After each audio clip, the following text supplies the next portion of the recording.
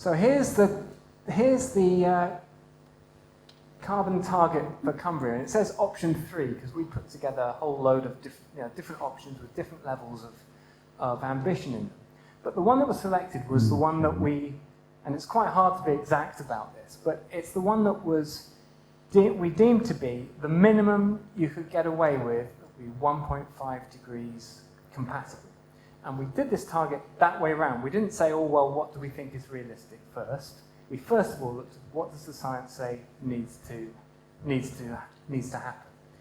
And we included, in terms of what's within the scope of the target, all kinds of boundary conditions about what we could and couldn't include. But we tried to include the stuff which we felt Cumbria could have meaningful influence on and which was important in carbon terms and we could in some way measure, even if just roughly. So to have a look at it, so so it's in 5 different components. So there's land use change and forestry, there's visitor travel to and from. We've included that because it's so important for Cumbria and because it is something we can do something with. Then we've looked at, the next one down is other non-edible goods and services that people buy. So that's all around circular economy stuff. Then the green bit is food that is eaten in Cumbria, and I don't know what that colour is, beigey, browny type, biggest slice there. That's all the direct emissions from energy use. So that's electricity and gas use and everything in road transport. Is mainly what that is.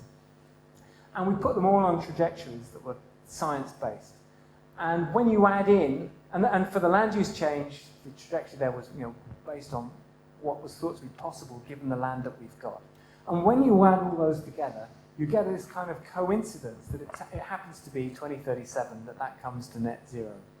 So we didn't pick net zero because we didn't start by going net zero. We looked at what would be a science-based way of dealing with all those elements of the carbon.